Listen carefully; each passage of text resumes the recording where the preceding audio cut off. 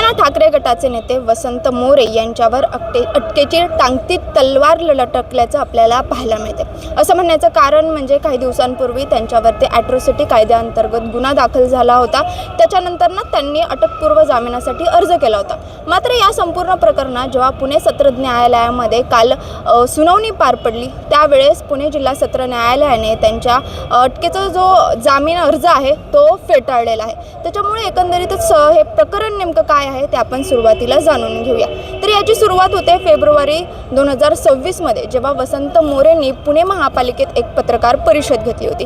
या पत्रकार परिषदेमध्ये वंचित बहुजन आघाडीचे उपाध्यक्ष, पुणे शहर उपाध्यक्ष अविनाश लहाडे यांचे वडील विश्वनाथ लहाडे यांच्यावरती एक अपमानास्पद टिप्पणी केली होती असा आरोप अविनाश लहाडे यांनी केला होता। त्याच्यानंतर अविनाश लहाडे यांनी शिवाजीनगर पोलीस स्टेशनमध्ये गुन्हा दाखल केला होता। या गुन्हा दाखल झाल्यानंतर वसंत मोरे यांनी अटकपूर्व जामिनासाठी अर्ज केला होता। या संपूर्ण प्रकरणातच काल या संदर्भातील सुनावणी पार पडली।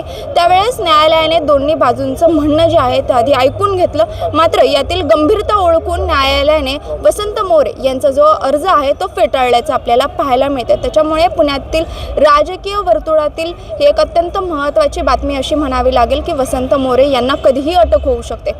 आता याच्यानंतर वसंत मोरेंची नेमकी भूमिका काय असेल, ते हायकोर्टात अपील करतील का हे जाणून घेण्यासाठी आम्ही त्यांच्याशी संवाद देखील साधण्याचा प्रयत्न केला। मात्र त्यांचे फोन जे आहेत ते बंद येतोय, त्याच्यामुळे त्यांच्याशी कुठल्याही प्रकारचा जो संवाद आहे तो होऊ शकलेला नाही आहे। त्यामुळे आता या प्रकरणात नेमकं पुढे काय होतं, वसंत मोरे हायकोर्टात जातात का की त्याआधीच त्यांना पुणे पोलीस अटक करतात हे पाहणं महत्त्वाचं असेल। मात्र सध्या तरी पुण्याच्या राजकारणात ही एकदम खळबळजनक अशी बातमी म्हणावी लागेल, कारण की वसंत मोरे यांना कधीही अटक होऊ शकते। शिवानी लकडे, टाइम्स ऑफ महाराष्ट्र, पुणे।